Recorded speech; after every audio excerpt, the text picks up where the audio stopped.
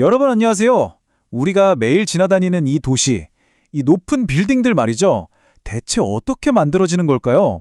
오늘 저랑 같이 이 거대한 건설 산업의 속을 한번 제대로 들여다보시죠.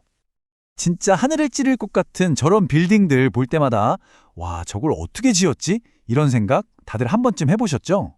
이게 그냥 벽돌 쌓고 시멘트 바르는 그런 단순한 일이 아니거든요. 그 안에는 정말 복잡하고 흥미로운 이야기들이 숨어 있습니다. 자, 지금부터 그 비밀을 하나씩 파헤쳐보겠습니다. 자, 건설 산업을 이해하려면 딱 하나, 이 단어만 기억하시면 돼요. 바로 수주 산업입니다. 이게 뭐냐면 우리가 가게 가서 물건 사듯이 미리 만들어 놓은 걸 파는 게 아니라는 거예요. 이런 건물을 지어주세요 하고 주문이 들어와야 그때부터 만들기 시작하는 거죠. 그러니까 모든 프로젝트가 100% 맞춤 제작인 셈입니다. 하나의 건물을 짓는 데는요, 정말 어마어마한 팀이 필요합니다. 이걸 거대한 오케스트라라고 생각해보면 재밌는데요. 과연 어떤 연주자들이 있는지 지금부터 한 명씩 만나보겠습니다. 자, 이 오케스트라의 맨 꼭대기에는 발주자가 있습니다. 쉽게 말해서 이거 지어주세요 하고 주문을 넣는 사람이죠. 비전과 제일 중요한 돈을 가진 주체입니다. 정부가 될 수도 있고 큰 회사가 될 수도 있고 아파트 짓는 부동산 개발사가 될 수도 있어요. 모든 건 이 발주자의 필요에서 시작됩니다. 발주자의 꿈을 현실로 만들어주는 사람, 바로 종합건설업체입니다. 우리가 뉴스에서 자주 듣는 그런 대형 건설사들이 바로 여기 해당돼요. 이분들이 바로 오케스트라의 지휘자 역할을 하는 겁니다. 예산부터 일정, 인력까지 모든 걸 총괄 지휘하는 거죠. 근데 지휘자 혼자서 뭘 할 순 없잖아요. 실제 악기를 연주하는 연주자들이 있어야죠. 그 역할을 하는 게 바로 전문 건설 업체입니다. 배관 전문가, 전기 전문가, 창문 다는 전문가, 이런 각 분야의 스페셜리스트들이 모여서 건물의 구석구석을 실제로 만들어내는 현장의 진짜 손과 발이라고 할 수 있습니다. 자, 그럼 이 관계를 한번 정리해볼까요? 발주자가 이런 거 만들어줘 하고 주문을 하면 종합건설업체가 그 큰 덩어리 계약을 따냅니다. 그리고 그걸 아주 잘게 수백, 수천 개로 쪼개서 각각의 전문 건설업체에 나눠주는 거죠. 이 위에서 아래로 내려오는 강력한 지휘체계, 이게 바로 건설 현장에 돌아가는 방식입니다. 좋습니다. 그럼 건설사들은 어떤 일들을 할까요? 이게 또 크게 두 가지로 나뉘거든요. 바로 공공 프로젝트냐 아니면 민간 프로젝트냐 하는 건데 이게 위험도도 다르고 벌 수 있는 돈도 완전히 다릅니다. 한번 비교해 볼까요? 보시면 딱 감이 오시죠? 공공 프로젝트, 그러니까 정부가 발주하는 도로나 다리 같은 건요, 안정적이에요. 정부가 돈 떼먹을 일은 없으니까요. 대신에 수익은 좀 낮죠. 반면에 민간 프로젝트, 특히 아파트 같은 건 한 번 터지면 대박이지만 시장 상황 안 좋으면 그대로 망할 수도 있는 아주 하이 리스크, 하이 리턴인 셈입니다. 건설사들은 항상 이 둘 사이에서 줄타기를 하는 거죠. 자, 이제부터가 진짜 복잡하고 재미있는 부분입니다. 아니, 수천억, 크게는 조 단위가 들어가는 이 공사. 대체 그 돈은 다 어디서 나오는 걸까요? 돈이 어떻게 흘러가는지 그 미로 속으로 한번 들어가 보시죠. 현대 건설금융을 이해하려면 이 SPC라는 걸 알아야 합니다. 특수목적법인이라고 하는데요. 말이 좀 어렵죠? 쉽게 말하면 딱 프로젝트 하나만을 위해서 서류상으로만 만드는 페이퍼 컴퍼니 같은 거예요.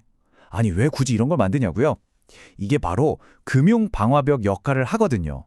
만약에 프로젝트가 망해서 수천억 빚을 져도 이 SPC 선에서 딱 끊어리고 모회사까지는 불이 번지지 않게 막아주는 거예요. 그러니까 이 SPC 덕분에 그렇게 위험천만한 거대 프로젝트를 시도해 볼 수 있는 거죠. 자, 돈의 흐름을 보세요. 먼저 개발사가 SPC를 만들어요. 그럼 이 SPC가 은행에 가서 우리 나중에 건물 지어서 팔면 이만큼 벌 거예요 라는 미래의 가능성을 담보로 어마어마한 돈을 빌립니다. 이게 바로 프로젝트 파이낸싱, PF 대출이죠. 그 돈으로 건설사에 공사비를 주고 나중에 건물이 다 지어지고 분양이 잘 되면 그 돈으로 은행 빚을 갚는 구조입니다. 아직 있지도 않은 건물을 담보로 돈을 빌려서 건물을 짓는 정말 현대 금융의 마법 같은 일이죠. 자, 지금까지 좀 복잡한 돈이랑 조직 얘기를 했으니까 이제 진짜 현장으로 가볼까요? 실제로 땅 위에서는 어떤 일들이 벌어지는지 그 과정을 한번 따라가 보겠습니다. 모든 건물의 시작은 사실 땅속이에요. 눈에 보이지도 않는 이 기초 공사에만 몇 달이 걸립니다. 그러고 나서 드디어 1년이 넘는 시간 동안 건물의 뼈대, 즉 골조가 하늘을 향해 쭉쭉 뻗어 올라가죠. 뼈대가 다 만들어지면 이제 창문도 달고 벽도 세우면서 살을 붙이고요. 마지막으로 우리가 실제로 쓸 주방, 욕실 같은 공간을 예쁘게 꾸미는 마감 공사를 하면 드디어 기나긴 여정이 끝나는 겁니다. 자, 여기서 제가 재미있는 퀴즈 하나 내볼게요. 건설사는 도대체 언제 돈 벌었다고 장부에 쓸 수 있을까요? 건물이 다 지어졌을 때? 땡! 아닙니다. 우리가 생각하는 거랑은 전혀 다른 아주 독특한 방법이 있어요. 비밀은 바로 이 공사 진행일에 있습니다.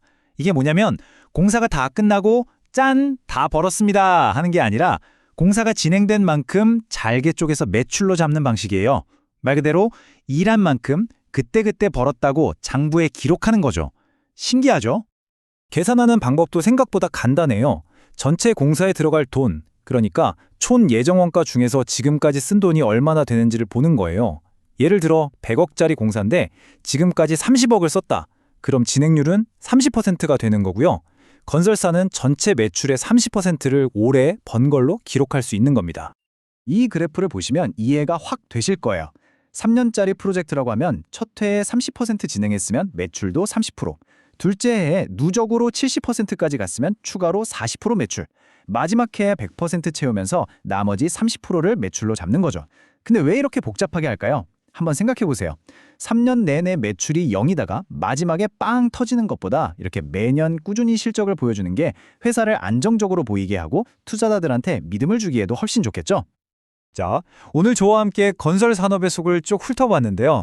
이제 여러분이 길을 걷다 하늘 높이 솟은 크레인에 보면 뭐가 보이실 것 같으세요? 그냥 쇠로 만든 기계일까요? 아니면 그 뒤에 숨겨진 수많은 사람들의 땀과 복잡한 돈의 흐름, 그리고 미래에 대한 거대한 베팅이 함께 보이실까요?